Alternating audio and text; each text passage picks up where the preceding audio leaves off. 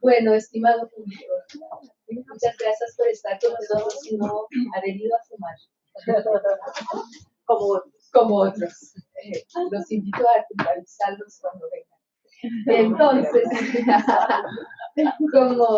como ya habrán escuchado acerca de la interpelación plebeya, sí es una parte muy importante del trabajo del CRIPAL. Sin embargo, y de los colegas colombianos y de otros países que discuten acerca de eso. Pero también nosotras, en particular, profesora Leila Celis y yo, Manifestin Dorán, me dice Mari, más simple, estamos en el CRIPAL trabajando mucho en términos de significaciones de organizaciones populares, de mujeres, de indígenas, de afrodescendientes, y de cómo su manera de ver el mundo contribuye a construir día a día en luchas muy valiosas, a pesar de mucha violencia, están construyendo el mundo y están teniendo influencia. Entonces, nosotros tal vez no nos volteamos tanto a los grandes eventos, sino que a la resistencia fuerte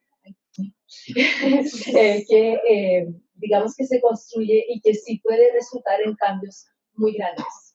Es por eso que se pensó este panel, primero desde el tema de la criminalización de la acción colectiva de la defensa de los derechos, pero pensar que es un tema que trabajamos también en el CRIPAL. Pero decidimos hacerlo más desde la perspectiva de la lucha por la justicia de los pueblos indígenas y afrodescendientes, y en ese sentido ir más ampliamente que solamente la reacción a la violencia y a la criminalización que se da en muchos países. Entonces es un honor muy grande tener con nosotros a 4 personas que sí han vivido y han luchado y han escrito acerca de esos procesos. En primer lugar, entonces, tenemos 2 colegas de Chile, profesor Claudio González Parra, que es profesor sociólogo de la Universidad de Concepción, profesor titular del Departamento de Sociología y director del Centro Regional de Estudios Étnicos y Rurales de la misma universidad. Y me permito decirles que Concepción en Chile está en la frontera del río Biobío, que históricamente ha sido el territorio no conquistado de los mapuches. Digamos, resistieron al imperio inca, a los españoles y luego al Estado chileno hasta 1865. Entonces también esta universidad es de mucha lucha, resistencia y trabajo con las comunidades, es importante mencionarlo. Y entonces, profesor González Parra va a presentar con Jane Simon, politóloga también de la Universidad de, digamos, con su doctorado de la Universidad de Colorado en USA, y es profesora asociada del Departamento de Ciencia Política, entonces tenemos una dupla sociología, ciencia política, ideal, del Departamento de la Universidad de Concepción. También es coordinadora del Grupo de Investigación Interdisciplinaria en Derechos Humanos de la misma universidad. Entonces, juntos nos van a presentar sobre el caso de los mapuche, sus resistencias e innovaciones. Buenas tardes, muchas gracias. Yo voy a hablar para que cortamos los tiempos de cierta manera en relación a la presentación y tenemos suficiente tiempo para la discusión. Yo diría, nuestra presentación sigue siendo muy académica de cierta manera, pero relacionado con justamente lo que está pasando en Wallmapu, que lo voy a explicar el título cuando lo voy presentando. Quiero visualizar una cosa de inicio en relación a las otras presentaciones que de una manera quedó fuera cuando conversamos sobre el espacio público a nivel nacional, queda fuera mucho movimientos, luchas, actores políticos, la política en sí, cuando solamente miramos lo que pasa en relación al Estado. Y debería ser algo central que hay que ir pensando. Un segundo concepto era que cuando nos invitamos a participar, pensamos primero solamente en narrativa de justicia y violencia en Wallmapu, en el siglo XXI que es ahora. Pero después, en el proceso de construir el argumento, uno va viendo que la única manera de comprender territorios en conflicto, que está presente ya, es a través de la decolonización. Pues la organización, me voy a tratar de ser rápido, ojalá que me entiendan bien. Primero, el contexto de territorios en conflicto. Segundo, los caminos a seguir frente a la violencia del Estado. y después desafíos para la transformación a partir de entrevista que hemos hecho. Entonces, primero, como dijo la Mary Christine, igual cuando vamos mirando los conflictos que existen, uno tiene que mirar, ¿cierto?, el mapa que existía antes de los españoles, antes, no antes de los incas. Pero esencialmente Wallmapu incluye tanto Chile como Argentina, y que incluye también tanto elementos materiales como inmateriales. Entonces, cuando vamos pensando en territorio, no deberíamos limitarnos solamente a las fronteras del Estado-Nación. Entonces, aquí hay un mapa, el segundo elemento del mapa también, de la manera que uno va visibilizando, que hacia el norte está por aquí a mano izquierda, y no por arriba, ¿cierto? Y que se va pasando al medio, ¿cierto?, la cordillera de los Andes.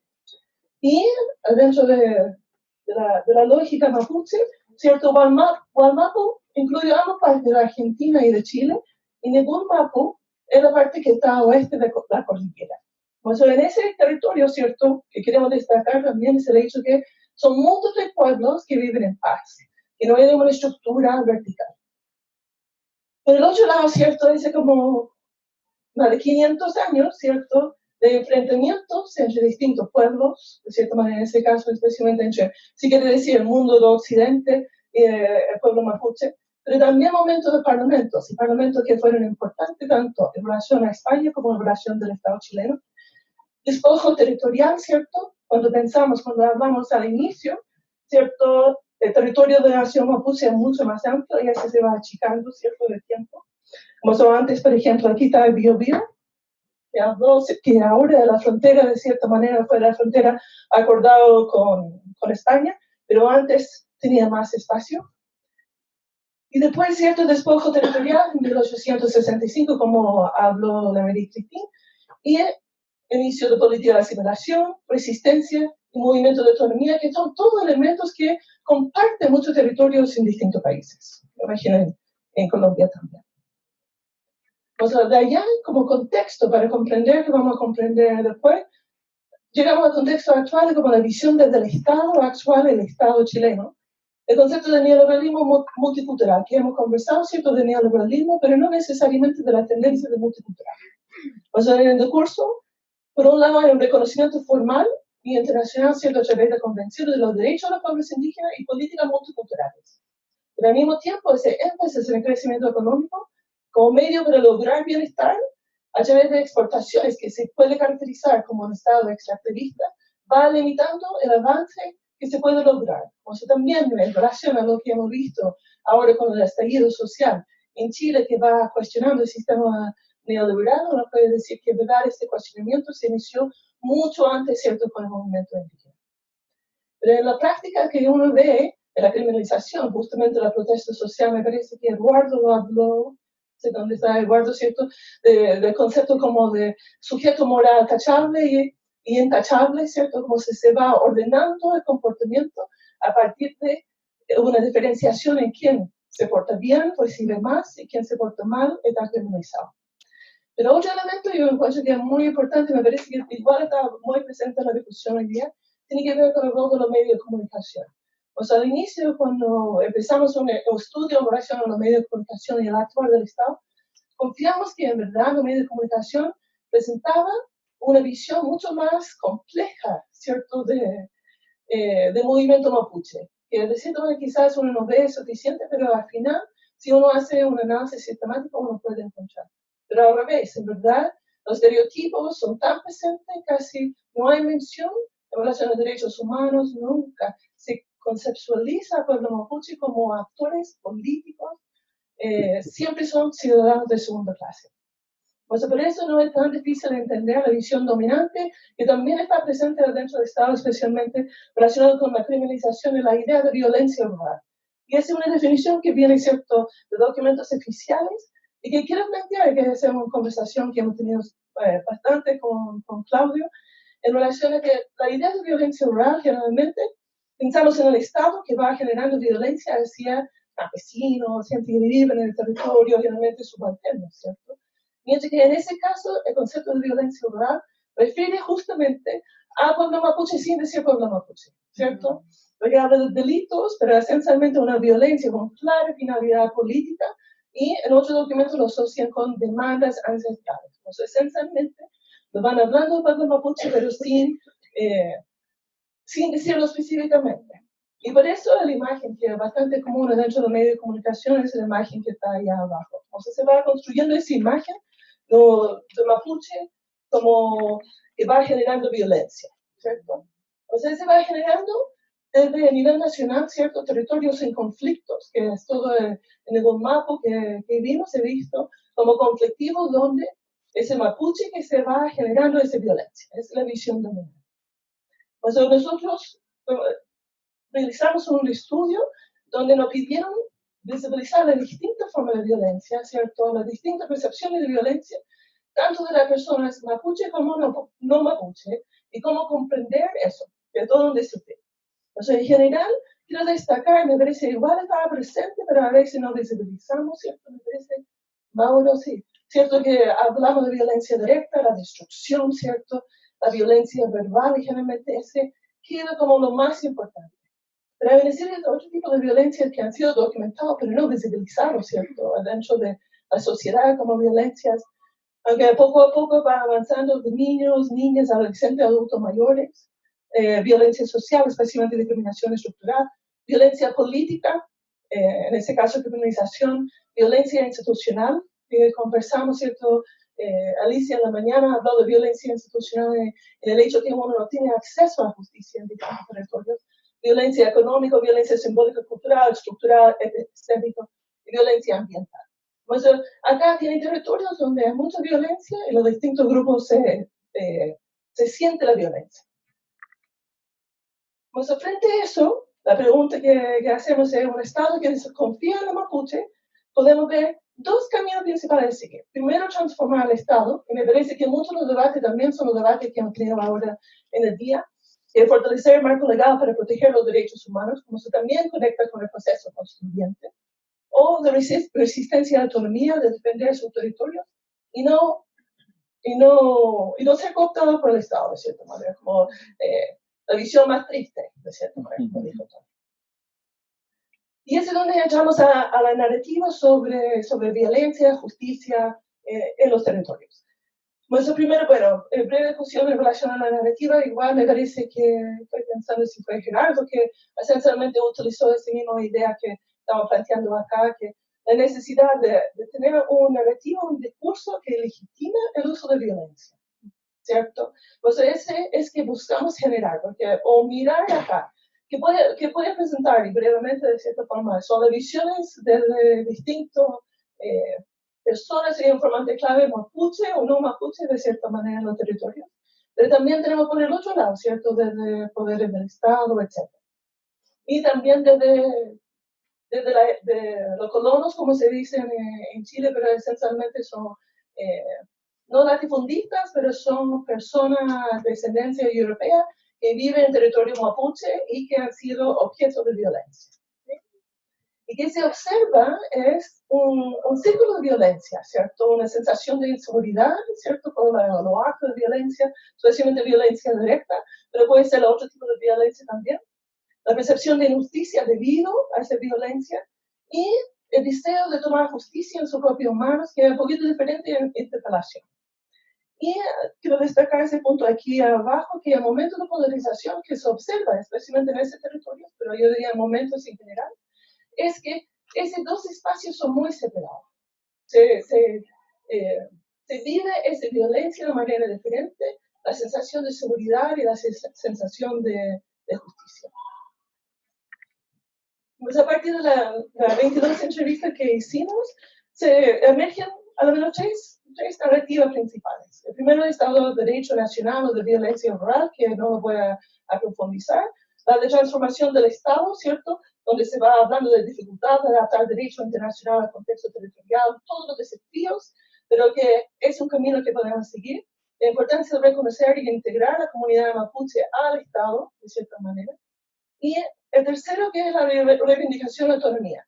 Esencialmente, el Estado chileno siempre va a defender la propiedad privada que es centrada en Chile y que busca recuperar el sistema de la justicia mapuche. Vamos a decir, la visión más alegre, que sí cambio es posible adentro del sistema institucional, Y la segunda que yo diría no es necesariamente triste, ¿cierto? Sino como más, que nos busca la respuesta en el Estado.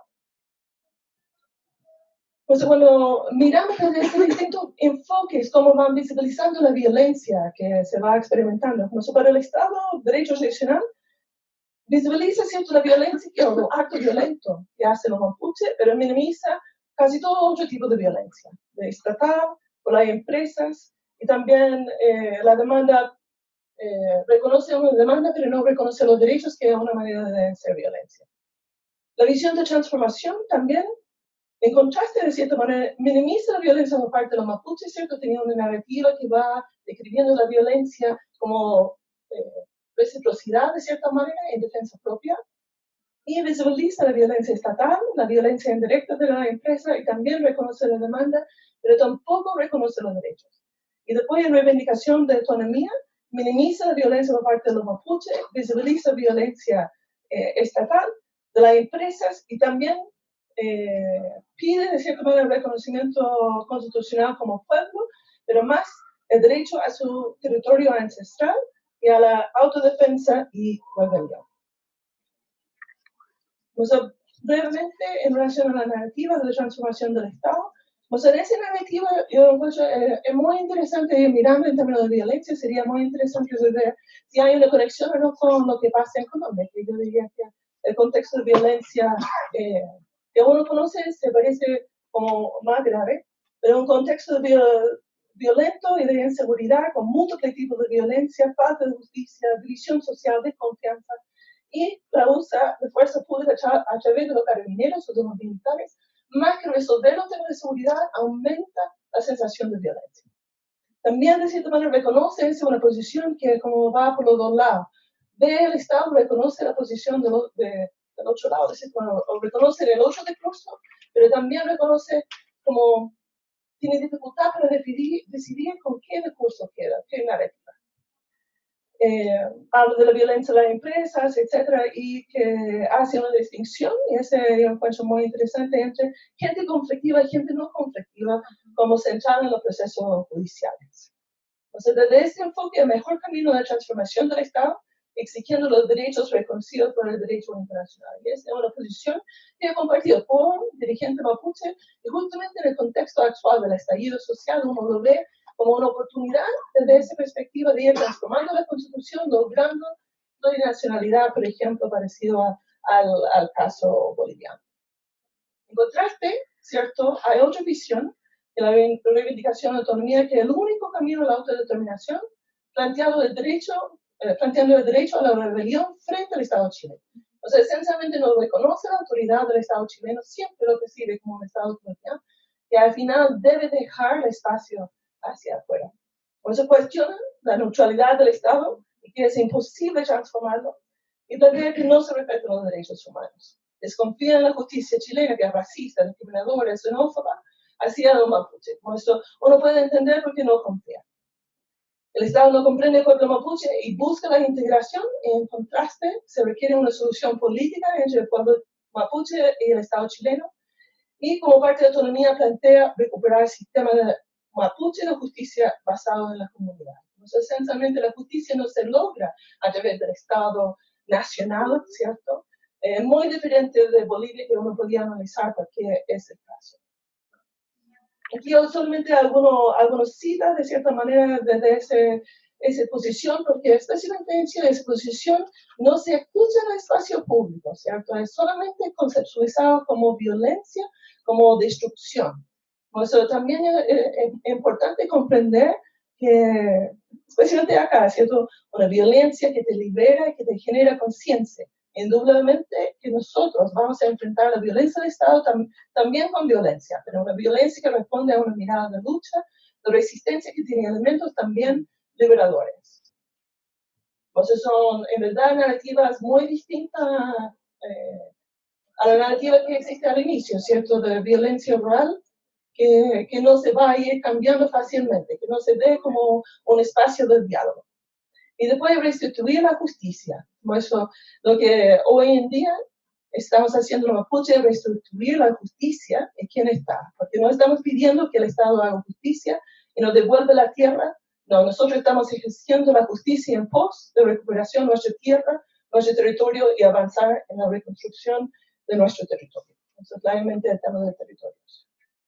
Entonces, para finalizar, de cierta forma, el desafío para descolonizar los territorios en conflicto, y ojalá que se genere una discusión en relación a eso, podemos imaginar una narrativa que incluya a todos y a todos, ¿cierto? Porque un discurso, yo diría, donde yo comparto el tema de tristeza, de cierta forma, que es difícil imaginar ese camino a través de la transformación del Estado por estudios que hemos hecho, que hay muchos obstáculos dentro del Estado para el reconocimiento de otros pueblos, pero al mismo tiempo es difícil imaginar qué tipo de relación va a tener el Estado con los distintos pueblos dentro de Chile que no sea de ese tipo de integración.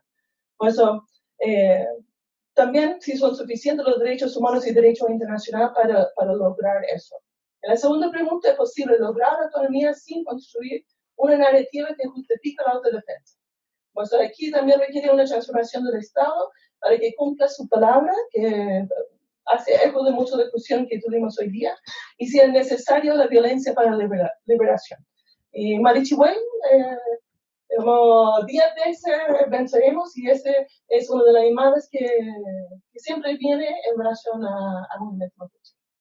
Muchas gracias. No sé si Claudio quiere agregar algo. Mi nombre es Claudio González. Soy pehuenche del Alto Biobío.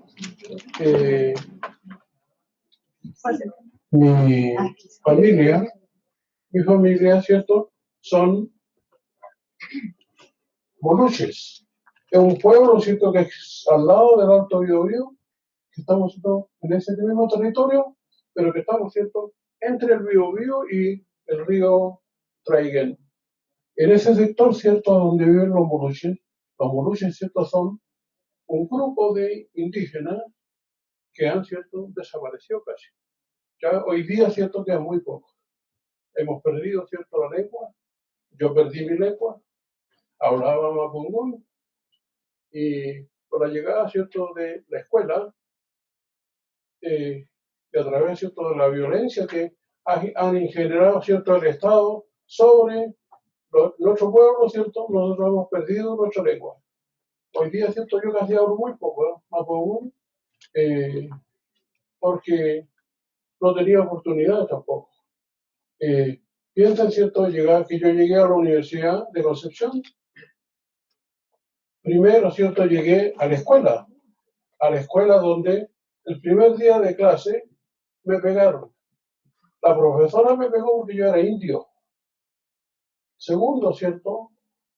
No me dejaron, ¿cierto? Que pudiera hablar, porque yo era indio, además.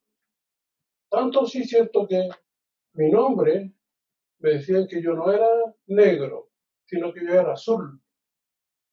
Y toda mi familia, ¿cierto? Mis amigos, ¿cierto? En la escuela me decían el azul. Me marcaban, ¿cierto? Es el azul. Ahora, ¿por qué es azul? Porque el azul, ¿cierto?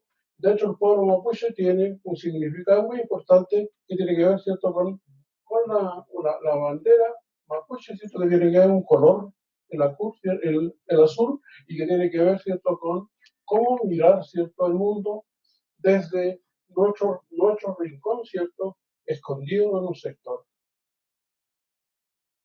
Nosotros, ¿cierto? Como moluche o pehuenche, ¿cierto? Lo primero que tenemos que hacer es mirar todos los días el sol. Allá está el sol. El sol, ¿cierto? Nos va a mostrar un camino.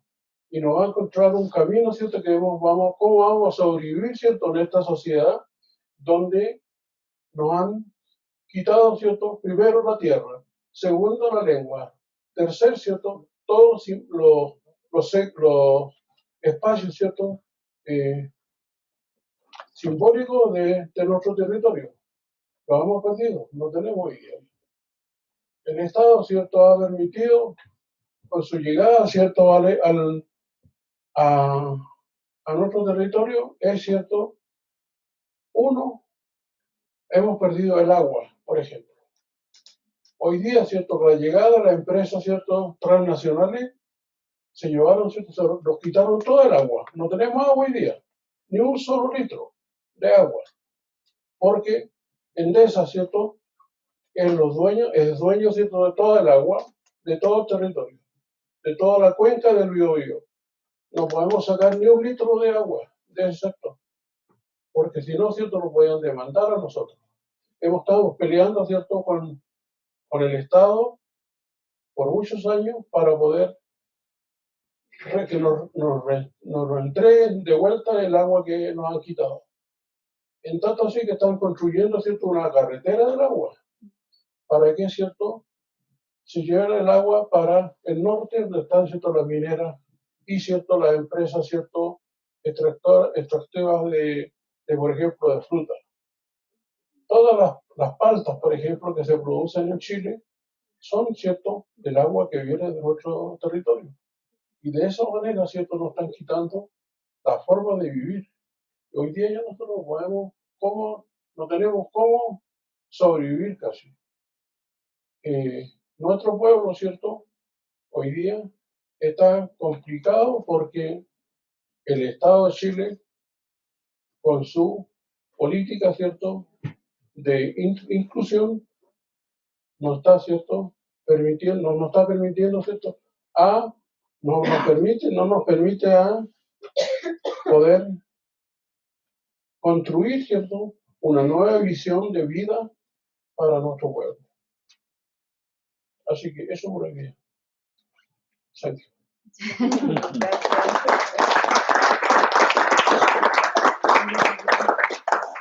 Disculpa, pero podría haber hablado en Mapungún, pero hoy día es muy difícil para mí. Gracias. Aprendí inglés, pero no aprendí, me olvidó el Mapungún. Bueno, Chayena, buenas tardes. Soy Oscar Montero, uno de los más de 25.000 cancuamos que existen en la Sierra Nevada de Santa Marta, mal dicho, porque no es de Santa Marta, es la Ubulucunus en Urulán, territorio ancestral de los 4 pueblos que habitamos este lugar. Y no es coincidencia, pero era interesante que la compañera pudiera estar, porque desde la ley de origen nuestra, el pueblo Ugua y los pueblos de la sierra tienen una relación muy fuerte. Somos familia, a pesar de que ellos están en la parte por acá de la Orinoquía colombiana, nosotros en el norte, somos familia y compartimos muchos temas particulares territoriales, pero también espirituales. La conexión de la sierra del Cocuy, eso no es gratuito. Y la conexión espiritual con el Asa y con el Ayo también tiene su fuerza en relación a eso. Entonces, por algo también aquí la vida nos colocó a los dos como de los pueblos para estar en este espacio. Bueno, les voy a compartir un poco acerca de cómo los pueblos indígenas en Colombia, cómo los pueblos indígenas en el país, nos hemos venido construyendo y deconstruyendo las diferentes formas de empezar a ver la justicia, las diferentes formas también de nosotros mismos empezar a poder hacer partícipes en un estado como el de Colombia, que a pesar de que reconoce su diversidad multiétnica y pluricultural, realmente no se ve en la práctica, no se ve en la vivencia y no se articula a las dinámicas y realidades hoy que el país debe plantear. Y es lo que se ve hoy en el paro, en la minga y en todas esas múltiples expresiones que los pueblos hoy estamos también reivindicando para eso de la justicia. En el país, para los que nos visitan, en Colombia habitamos 102 pueblos indígenas, 102 pueblos indígenas en todo el territorio colombiano. En la única parte que no estamos es en San Andrés Islas, pero de resto estamos en todo el territorio colombiano. Ustedes están hoy aquí en un lugar sagrado del pueblo indígena Muisca. Están en lo que más llamaron Bogotá, pero es Bacatá, por ejemplo, para que vayamos también mirando y descolonizando desde el lenguaje las imposiciones que se nos han colocado en estas dinámicas. Estos 102 pueblos indígenas en el país aún se conservan 65 idiomas. Son los pueblos indígenas en el país los que mayor riqueza lingüística le aportan a la nación, le aportan al país, pero además estamos organizados en organizaciones de carácter nacional, que también tienen unas de carácter regional y local, que ayudan a que esa fortaleza territorial y nacional esté siempre en vías de ayuda y de apoyo. Entonces, eso es un poco la dimensión del conocer el país indígena hoy en Colombia. Nosotros hemos logrado recientemente en la constituyente de 1991 en Colombia que realmente para el Estado y para la sociedad colombiana fuéramos mayores de edad.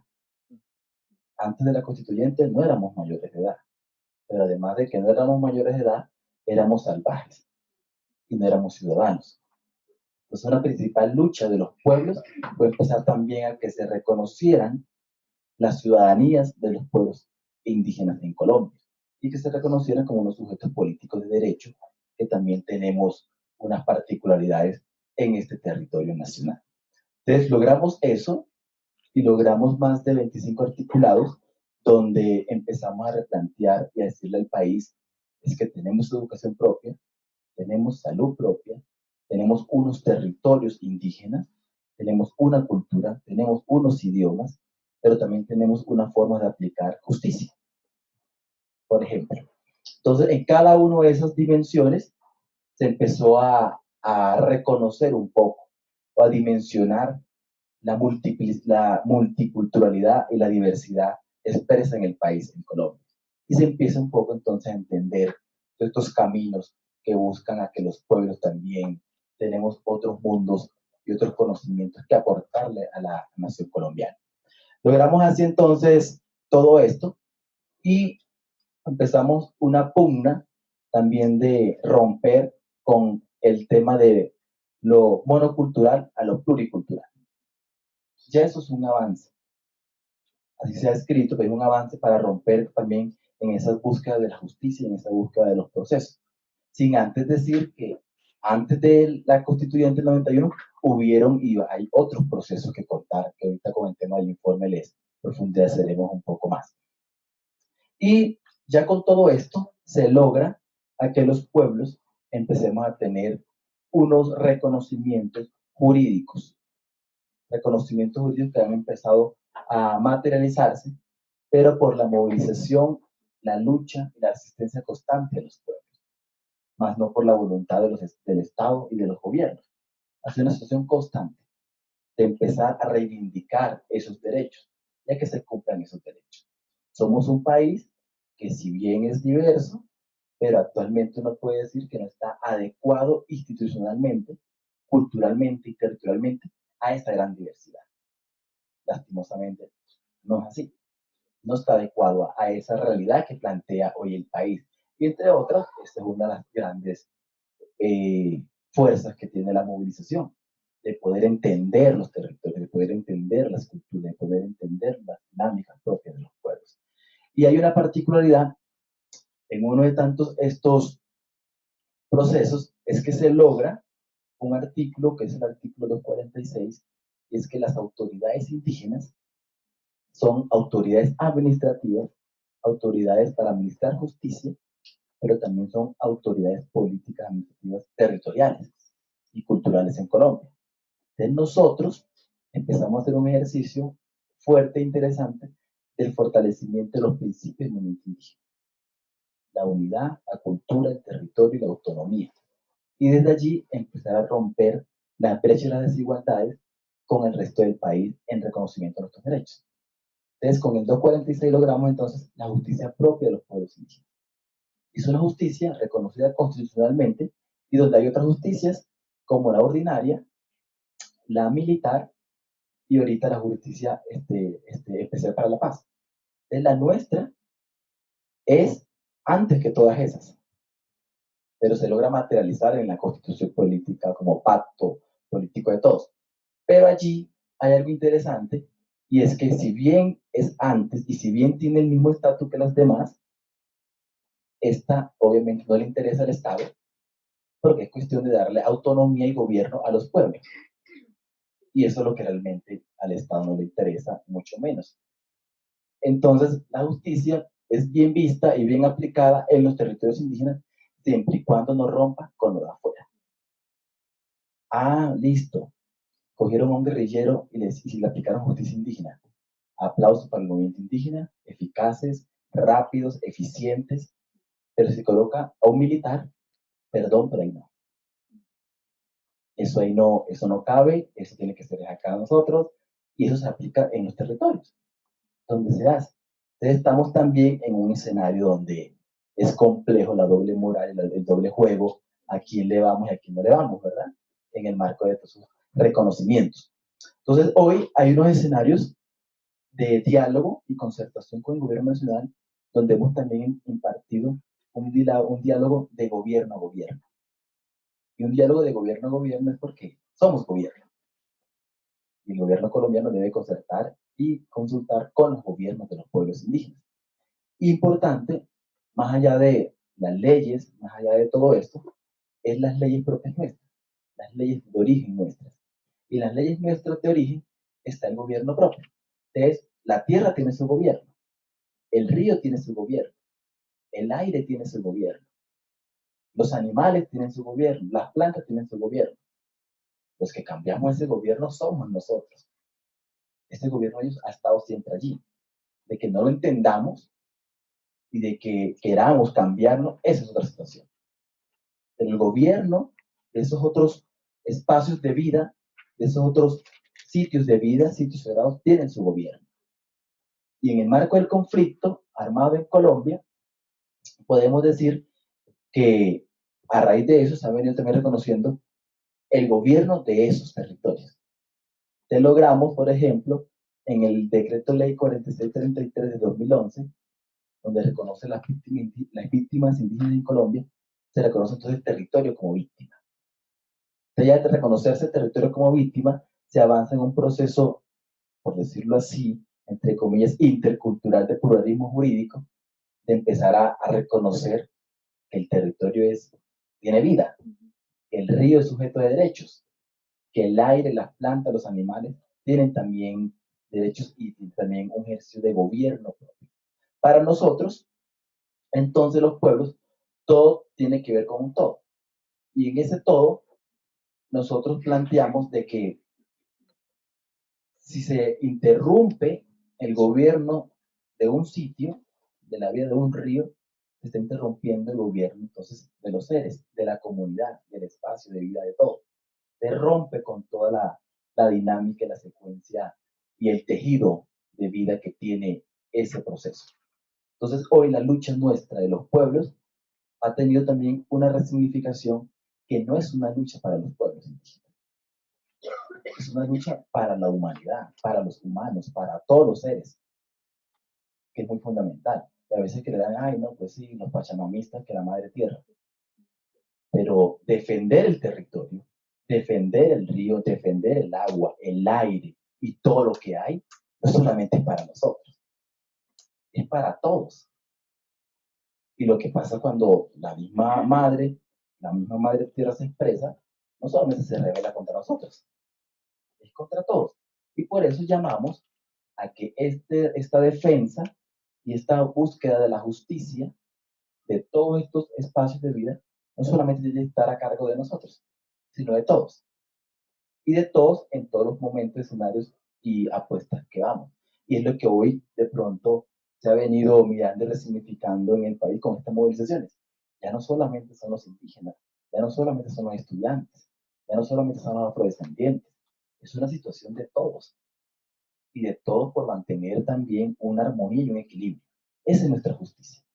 Mantener la armonía y el equilibrio de todo lo que existe en nuestra madre. Con eso ya logramos entonces entender, materializar eso. Y eso se da fundamentalmente con la espiritualidad, con la dualidad, con la complementariedad, con el ayuno, con el tejido, con todo eso. Eso es fundamental en estos procesos de justicia. Ya lo otro serán arandelas, en el término de jerarquizar o materializar mandatos y cosas. Pero después que se respete fundamentalmente estos procesos de justicia desde el origen, ya lo otro es cosas que vienen por añadidura, podría decirlo así vulgarmente. Entonces, esto es interesante porque ya empiezan también hoy con todas las lógicas occidentales que se nos inventan. Entonces, cambio climático, políticas de género, políticas de tal cosa, de la otra. Entonces también se empieza a hablar y ampliar el discurso en las discusiones de justicia para todo este tipo de situaciones. Pero son cosas que ya estaban desde hace tiempo y que ahorita se quieren renombrar, nombrar o buscar porque ya la academia no aporta otra cosa más que volver al origen, volver a eso que habíamos olvidado o a eso que los antiguos hablaban y que en algún momento pensábamos que, no, que era hablar de eso o volver a eso era retroceder. Y nos estamos dando cuenta que no, no es retroceder, es lograr mantener eso que habíamos olvidado hacer con todos estos gobiernos, con todas estas justicias. Entonces, habrá muchos otros elementos que decir, pero es muy clave y muy fundamental que cada uno de los pueblos, en el caso de Colombia, los pueblos indígenas, podamos seguir logrando mantener ese equilibrio y logrando mantener esa justicia. Pero ahí también logrando a que el resto lleguen y se autorreconozcan y también empiecen a caminar por esa justicia. Quizás no esa, sino también construir esa otra justicia con esos otros que estamos pensando que se puede crear todos estos mundos. Y no solamente un mundo, son mundos, porque cada pueblo y cada nación tiene también otra concepción de muchos mundos que ayudan a mantener eso. No es cuestión de solamente de dónde estamos, sino cuestión de que lo que está arriba, lo que está abajo, lo positivo, lo negativo, la mujer, el hombre, todo esto tiene que entonces equilibrarse y mantenerse para poder lograr eso que hoy hemos inventado con el título de justicia. Como quizás pretexto para poder hablar de muchas cosas más que tenemos, pero eso también nos ayuda a medianamente entender esas otras cosas que decimos. Por eso nos dicen a nosotros, pero es que ustedes hablan de una cosa, hablan de la otra y esto y lo otro, que se habla desde la integralidad y no se puede sectorizar, no se puede estandarizar un conocimiento o una cosa de la otra, porque todo va conectado, como un tejido. Finalmente, la gente cuando la muy claro el tejido, entonces está el origen, el chipiri, entonces va el camino, va la simbología, va la cargadera, la gasa, de la gente, ay, pero cortémosla, porque me queda muy larga. No, pues ¿cómo la vas a cortar? Sí, va el conocimiento, va el pensamiento, es cortarles también, como si te cortaran el brazo, o como si colocaran la represa en el río. Muchas gracias. Breve presentación, le vamos a dar la palabra a Dora mientras vamos encuadrando para otra. Muchas gracias, Leila. Muy buenas tardes. Tetarani, Guajero, Pijero, Chiquibo. Buenas tardes. Mi nombre es Dona Mireya Saló Cáceres. Soy del pueblo Ua de Casanare. Ha sido un placer venir a compartir con ustedes esta experiencia o esta lucha que hemos tenido nosotros los pueblos indígenas de Colombia, porque ya el compañero acabó de mencionar cuántos pueblos y qué más lenguas, cuántas lenguas sabíamos. Entonces, les voy a presentar, este es mi pueblo, mi comunidad, mi territorio, claro que ahí no está todo, apenas es la parte principal del motor de nosotros vivir, de nosotros los Ua. Lo mismo como le decía el compañero, la imagen de la Sierra Nevada del Cocuy, de Santa Marta, perdón. Ahí está la Sierra Nevada del Cocuy, más conocida como Sisuma, en mi cultura, en mi lengua. La palabra ahí está traducida, Irreguarú, Acataran, Usari, Taiwi, Quitar, Chacaro, Atupi, Guanay, Tiacúa. Eso quiere decir, pueblo Uva de Casanare, damos nuestra palabra a este documento garantizando nuestro futuro. O sea, ahí está la vida de nosotros. Esa imagen, ese nevado que para muchos extranjeros es turismo, para nosotros es nuestra madre, es nuestro futuro, es la que nos da vida, ¿ya? Entonces, esa era, pues, lo que quería presentarle de la imagen.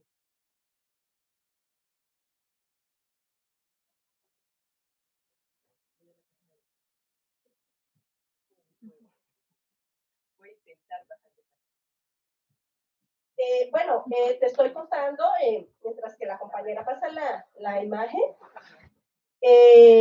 nosotros hemos tenido muchas amenazas en Casanare. En Casanare habemos 13 pueblos indígenas. Estamos los Uvas, estamos los Sicuanes, están los Sálivas, están Huipihuis, Chamorúas, en fin, otros, pero no son del pueblo de nosotros, son diferentes pueblos que hay 12 pueblos. Entonces, les voy a hacer una pequeña reseña histórica del pueblo Uva. El resguardo Uva de Chaparral Barro Negro se encuentra ubicado en el territorio Uva Querachicara. Ese es el nombre en nuestra ley de origen, que cubría zonas de los departamentos de norte de Santander, Boyacá, Casanare y Arauca. Es un territorio ancestral del pueblo Uva, como su centro, la Sierra Nevada de Cocuy, la montaña principal llamada Rayana, y el lago dominado Becana, que es el centro del mundo. Ahí es donde estamos nosotros sostenidos, de ahí nacimos nosotros y ahí nos mantenemos. Pues según el pueblo Uva, en la parte sur, limitada con los muiscas, tuvieron su asentamiento durante el periodo prehispánico en la vertiente oriental de la Sierra Nevada del Cocuy y en tierras planas del llano. Estos asentamientos constituyen virtualmente un caso característico de la estrategia de verticalidad, la que le ha permitido a esta etnia acceder a recursos de diferentes pisos térmicos, muy a pesar de las diferentes presiones que históricamente sobre ella y sus territorios se han ejecutado. ¿Por qué hablo de todas estas presiones o de toda esta violencia, de toda esta guerra que hemos hablado? Es sobre las riquezas que tenemos. Nosotros tenemos esmeraldas, tenemos oro en la parte de Boyacá, en los llanos, tenemos petróleo. Entonces, a raíz de eso, es que hemos tenido todo el tema de la violencia, ¿ya? No es porque tengamos, tal como lo salen a veces en los medios diciendo que están persiguiendo las guerrillas y eso, no, la violencia se ha creado nosotros. En el 2007 perdimos un gran líder, un cacique, porque él mantuvo la resistencia frente al tema petrolero. Pero nosotros continuamos, o sea, nosotros decíamos, nos cortaron el árbol, pero quedaron las raíces. Y esas raíces están fuertes, ya no se debilitan así nomás. Entonces les voy a enseñar el mapa petrolero que está en nuestros territorios, en la gran nación Uva, en Querachicara. Es una amenaza grandísima, puesto que ya para el otro año está ya implementado para Casanare todo el tema petrolero. Entonces, ahí está, territorio UVA, áreas petroleras activas, que ya tienen los permisos, o sea, ya no es sino que nosotros digamos que sí y se entrar. Es más, que ya por aquí en el bloque Capachos, que queda cerquita, queda límites, queda a medio kilómetro del resguardo Angosturas, que es del pueblo Uva, de la jurisdicción de Arauca, del municipio de Tame, ya se está explotando y estamos mirando que ya este territorio no está prestando el mismo servicio que nos prestaba en producción a nosotros cuando nos daba yuca, plátano que cultivábamos. Ya nos está viendo esa misma cantidad y esa misma calidad del producto. Nuestras aguas ya se están consumiendo, ya estamos perdiendo, el agua se está secando a raíz de esto. Tenemos el bloque Zamoré, que incluso en el 92 se cede el permiso para la exploración, para hacer el estudio, sin consultar con la comunidad, con los uvas. Eso fue una noticia tan grande y sobre eso hay una sentencia que se ganó en el marco de esa lucha, donde allí perdieron la vida mujeres indígenas, niños indígenas perdieron la vida, que eran los líderes, los grandes caciques que fueran hoy. Entonces esos niños y esas mujeres indígenas han perdido la lucha, la vida, dando la lucha por nuestra madre tierra. Nosotros estamos por aquí en Sabanas de Curipao, Chaparral Barro Negro, nosotros estamos bien allá a este lado, pero también tenemos 3 líneas, 3 pozos petroleros, está el bloque Mundo Nuevo, está Niscota 3D y está el bloque Tángara, que esos están en nuestro territorio. O sea, que si nosotros damos el permiso, si nosotros fuéramos más brutos, diéramos ese permiso, nosotros no sé a dónde nos iríamos a parar, ¿ya?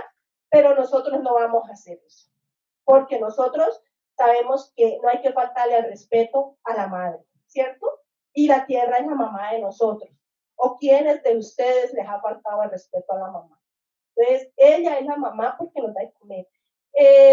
Entonces, por ese sentido, nunca, yo creo que en nuestras formaciones, tal como lo decía el compañero, tenemos nuestra educación propia y lo primero que se le inculca al niño o se le enseña al niño es el valor por la madre tierra y el respeto.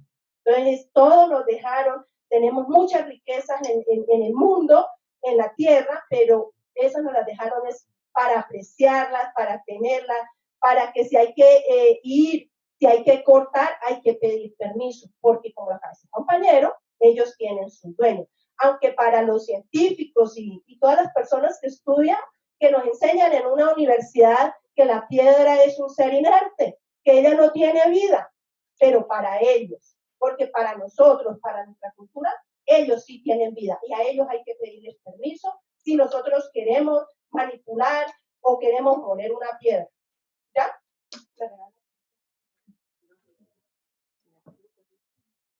Entonces, en vista de esto, pues ahí pueden mirar dónde están los petroleros, tenemos bases militares, también tenemos las guerrillas, porque cada uno pues tiene sus intereses, ¿cierto? Pero en sí, lo que el ejército va a cubrir es a las multinacionales, porque no va a garantizarnos a nosotros una seguridad. Porque nosotros, ¿qué más seguridad que tenemos que la de nuestros rituales, la de nuestros cantos, nuestros ayunos y todo lo que conservamos de nuestra ley de origen? Por último, les voy a decir, tenemos el territorio, está de últimas. Tenemos, esa es la página 1. Bueno, tranquila. Entonces, ese gran territorio, esa gran nación uva que nosotros teníamos, resulta de que mi territorio, mi resguardo, quedó en ese pedacito nomás, apenas reducido a 16.842 hectáreas, de las cuales no sirven sino 2.000 hectáreas para cultivar y para vivir, porque las demás están en sitios sagrados. Entonces, los sitios sagrados para nosotros no los tocamos. Entonces, ¿dónde vamos a producir nosotros? ¿Dónde vamos a cultivar? Ya no tenemos tierras y estamos en hacinamiento. Entonces, este mapa es mi resguardo. Ahí vienen las convenciones, los que están como en cafecitos, son los sectores. Entonces, está distribuida por sectores. Están las bases militares, están los helipuertos militares, están los helipuertos de las empresas multinacionales de Ecopetrol, están los campos minados también, están las líneas sísmicas que están en estudio y que ya están para explotarlas. Está la presencia también de actores armados, que nosotros vivimos en medio de ellos. El ejército ha llegado a partir de 1982, ha llegado a invadirnos nuestro territorio.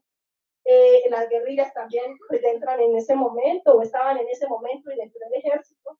Y está la zona de restitución. Pues, estas partecitas son las zonas, esto que vemos aquí, son las zonas que son tierras fértiles, pero que están en manos de los campesinos. Entonces, esas tierras estamos, lo que dice el compañero, en el proceso, en los paros, en las mingas, en las marchas, estamos en esas proyecciones de adquirir esos territorios, que nos los devuelvan, porque de todas maneras eso eran nuestros, sino que a causa de toda la violencia que hemos vivido, nos están reduciendo hasta que quedemos con un territorio más pequeño para el tema de la explotación. Entonces, muchas gracias. Aquí significa muchas gracias.